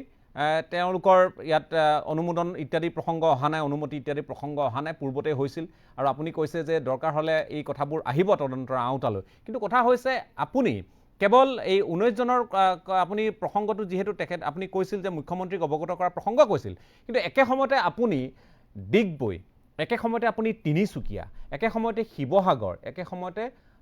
নগাঁও অৰ্থাৎ মধ্য অসম আৰু লগতে আপুনি উল্লেখ কৰিছিল বিশেষভাৱে নামনি অসমৰ একাংশ এনেধৰণৰ জুনিয়ৰ কলেজৰ কথা আপুনি কিন্তু কাৰো নাম লোৱা নাছিল আৰু কোনেও এতিয়ালৈ তেনেধৰণে প্ৰতিক্ৰিয়া প্ৰকাশ কৰা নাই প্ৰতিক্ৰিয়া যদি প্ৰকাশ কৰিছে আপোনাৰ কথাত সেয়া কেৱল ৰামানুজনে গতিকে বাকী সকলো এই তদন্তৰ আওতালৈ অহা উচিত বুলি আপুনি ভাবে আজিৰ তাৰিখত বা আপুনি দাবী জনাব পত্ৰ লিখিব কথাটো এনেকুৱা মই সেইকাৰণে দিলীপ বৰাক আগতে কৈছিলোঁ যে কথাটো আনএণ্ডিং হৈ যাব বৰাদেউ কেঁচু খান্দিব সাপ কিন্তু ওলাব আৰু তেখেতেতো অলপ জানিও নজনা নিচিনাকৈ কিছুমান দুই এটা কথা কৈছে যেনে কৈছে যে আমাৰ এক্সিকিউটিভ অফিচাৰ ছেক্ৰেটাৰী সেইটো মই নেজানো বুলি তেওঁ কিয় ভাবিছে জানো কিন্তু এপ্ৰুভেলটো লাগিবনে নাই এপ্ৰুভ হ'ল নে নাই সেইটো যে তেওঁ কেতিয়াও মনোযোগ দিয়া নাই তেওঁ কৈ দিলে যে তেওঁ এক্সিকিউটিভ নহয় আৰে মোৰ কাম কি তেতিয়াহ'লে মইতো এপ্ৰুভ কৰিব লাগিছিল why approval has not been taken from me কিয় নল'লে আৰু তেওঁ কৈছে মনে মনে কিয় থাকিলা ৰিজাল্টটো দি দিয়াৰ পাছত মনে মনে নাথাকি মই ক'ব লাগিছিল নেকি যে ৰিজাল্ট ভুল হয় তাত মোৰ হেৰি নাই এপ্ৰুভেল নাই এইটো কোৱা হ'লে তেওঁ ছেটিছফাই হ'লহেঁতেন নেকি এই কথা আৰু তেওঁ বোলে মই এতিয়াহে মোক কৈছে যে মই চাইনালৈ গৈ বস্তু চুৰ কৰাৰ কথাও কৈছে বুলি তেওঁ চাইনালৈ গৈ বস্তু কোনে চুৰ কৰিছিল তাৰ ক্লিয়াৰেঞ্চ কেনেকৈ লৈছিল গভৰ্ণমেণ্টে এনকুৱাৰী ক'ত কৰিছিল কেনেকৈ এনকুৱাৰী কৰিছিল গভৰ্ণৰৰ পৰা কেনেদৰে এনকুৱাৰী কৰিব লাগে বুলি গভৰ্ণমেণ্টলৈ আহিছিল এই কথাবোৰ তেওঁ নাজানে এইবোৰ আটাইবোৰ এনকুৱাৰী হৈ গৈছে মূল মানুহজনটো এতিয়া ছাছপেণ্ড হ'ল বেলেগ কাৰণত চাইনাৰ চিগাৰেট চুৰ কৰাৰ কাৰণে নহয় আৰু এই কথাবোৰ ওপৰে চোৱা উচিত নহয় আৰু তেওঁ কৈছে যে তেওঁ পেপাৰত আমুক ওলাই আছে তামুক ওলাই আছে পেপাৰত ওলাই আছে সঁচা মিছা সেইবোৰ বিচাৰ কৰিব পৰা ঠাই আছে ইফ নেচেচেৰী যদি ভাবোঁ যে এইটো বিচাৰ কৰিবৰ প্ৰয়োজন আছে এইটো ডিফেম হ'ব কিন্তু মই ভাবিছোঁ যে এইটো ইমান যেহেতু তাত কোনো সত্যতা নাই গতিকে মই কেয়াৰ কৰা নাই আৰু এনকুৱাৰীটো কৰিছে নহয় ডিপাৰ্টমেণ্টে এনকুৱাৰী কৰিছে নহয় মোৰ ওপৰত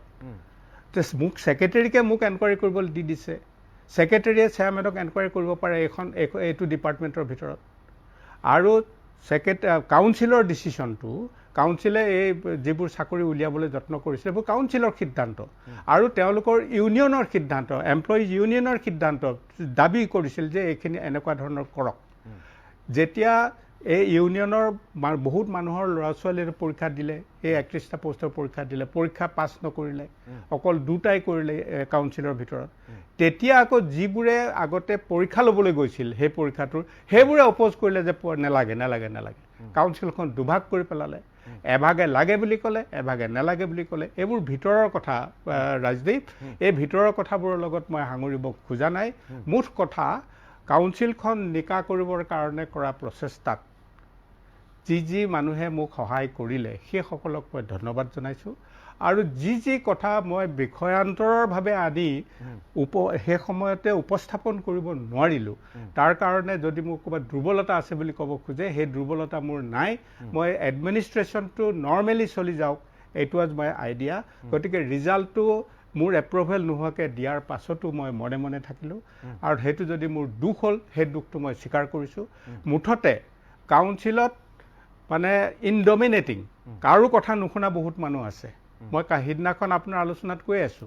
এজন মানুহক আমি দুবাৰ এনকুৱাৰী কৰিছোঁ বহুত সুযোগ দিছোঁ সেই কথাবোৰ আপোনাক কৈছোঁ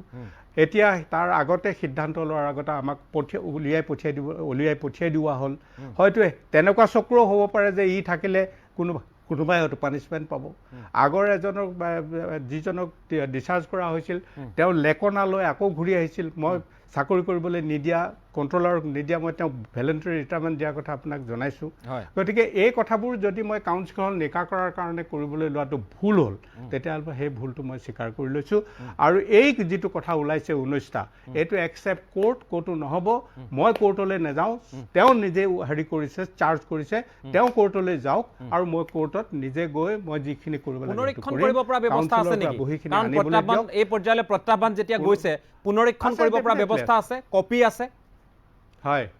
কপি আছে ডেফিনেটলি আছে কপি কোৰ্টে মাতি দিব নহয় বহি লৈ আনা বুলি কি কয় কপি আছে সেই বহি আছে উত্তৰ বহি আছে হেল্ল' সেই উত্তৰ বহি আছে উত্তৰ বহি আছে নে নাই মই এতিয়া ক'ব নোৱাৰিম এই কাৰণেই যেহেতু 4 মাহৰ পাছতে বহিবোৰ ধ্বংস মানে নাইকিয়া কৰি দিয়া হয় যদি 4 মাহৰ পাছত বহি নাইকিয়া কৰি দিয়া হ'ল তেতিয়াহ'লে বহি নেপাব তেতিয়া কি হ'ব দিলীপ বৰাই সিদ্ধান্ত লওক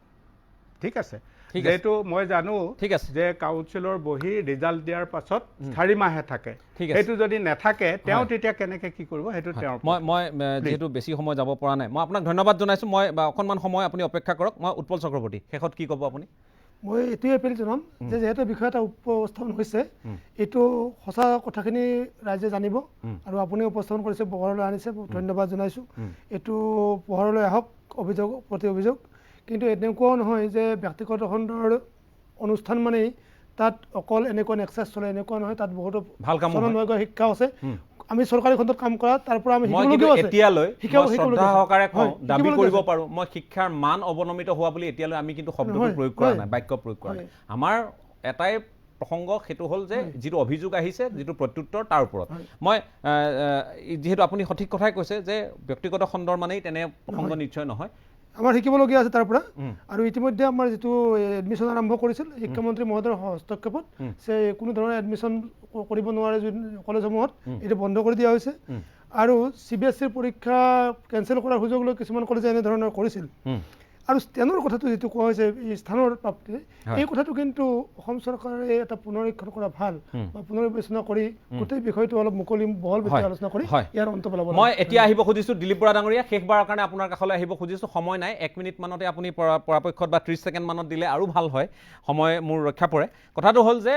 মই কৈছিলোঁ আপোনাক সময় দিম দীঘলীয়া হ'লেও হওক আৰু সেইকাৰণে আমি বাতৰিৰ সময় আমি কৰ্তন কৰিও আমি এই মুহূৰ্তত আপোনালোকৰ সৈতে কথা পাতি আছোঁ আৰু এটা ডাঙৰ বিষয়ৰ স্বাৰ্থত আমি কথা পাতিছোঁ আপুনি আদালতৰ মজিয়ালৈ যাব এই বিষয়টোক লৈ কাৰণ ইয়াত এই কথাখিনি নিষ্পত্তি হোৱা নাই যেন আমাৰো অনুমান হৈছে আপুনিও নিশ্চয় তেনেধৰণে অনুমান কৰিছে আদালতৰ মজিয়ালৈ যাব এইটো কথাক প্ৰত্যাহ্বান জনাই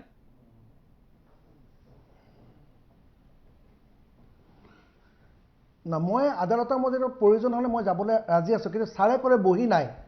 বহিয়েহে প্ৰমাণ দিব ছাৰে কৈছে বহি নাই সেইটো 1 নম্বৰৰ কথা গতিকে আদালতৰ মজিয়ালৈ গ'লে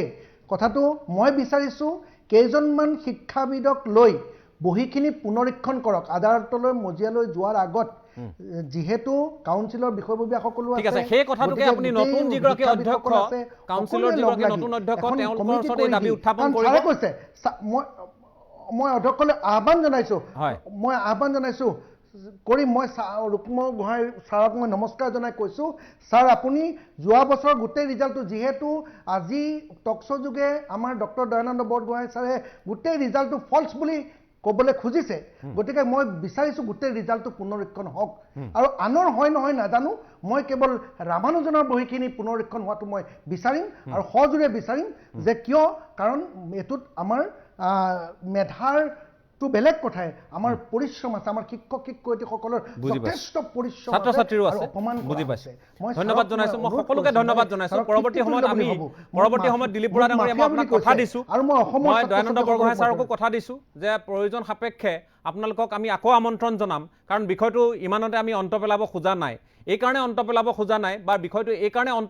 আমি ইয়াতে শেষ কৰিব খোজা নাই, কাৰণটো হৈছে যে এই গোটেই বিষয়টোৰ সৈতে ৰাজ্যখনৰ লাখ লাখ ছাত্ৰ ছাত্ৰীৰ ভৱিষ্যত জীৱন নিহিত হৈ আছে, তেওঁলোকৰ কেৰিয়াৰ নিহিত হৈ আছে, তেওঁলোকৰ ভাতৃ বা তেওঁলোকৰ ভগ্নী এই সকলো এই পৰীক্ষাৰ মাধ্যমেৰে এতিয়ালৈকে যিহেতু পৰীক্ষাত অৱতীৰ্ণ হ'বলৈ সাজু হৈছে, যেতিয়া নতুন শিক্ষানীতি হ'ব সেইখিনি পিছৰ কথা, কিন্তু এতিয়ালৈ তেওঁলোকে সেই পদ্ধতিৰে তেওঁলোক আগবাঢ়িব লাগিব, সন্দেহ যাতে ৰৈ নাযাওঁ কোনো এটা ব্যৱস্থাৰ ওপৰত। কি সেয়া ব্যক্তিগত খণ্ডৰ জুনিয়ৰ কলেজ হওক, চৰকাৰী খণ্ডৰ হওক বা আন শিক্ষানুষ্ঠান হওক বা কাউন্সিলৰ প্ৰসংগই হওক বা যিয়ে নহওক, মুঠৰ ওপৰত কথাখিনি স্পষ্ট হ'ব লাগে। আমাৰ শিক্ষা ব্যৱস্থাটো আমি শক্তিশালী ৰূপত আমি চাব বিচাৰোঁ, আমাৰ ছাত্ৰ ছাত্ৰীসকলে যাতে মূৰ থিয় কৰি থাকিব পাৰে, কোনেও যাতে তেওঁলোকক প্ৰশ্ন উত্থাপন কৰিবলগীয়া নহয়। পেপাৰ লিক হোৱাৰ দৰে প্ৰসংগ আমি যিহেতু আকৌ অৱতাৰণা হোৱাটো বিচৰা নাই, গতিকে আমি সেইকাৰণে কথাবোৰত আমি এটা জল পটকৈ এক পৰিষ্কাৰ ছবি আমি বিচাৰিছোঁ। আমাৰ এই দায়বদ্ধতা আমি অব্যাহত ৰাখিম। আপোনালোক সকলোকে ধন্যবাদ জ্ঞাপন কৰি আজিৰ পৰ্যবেক্ষণ ইমানতে সামৰণি মাৰিছোঁ। ধন্যবাদ।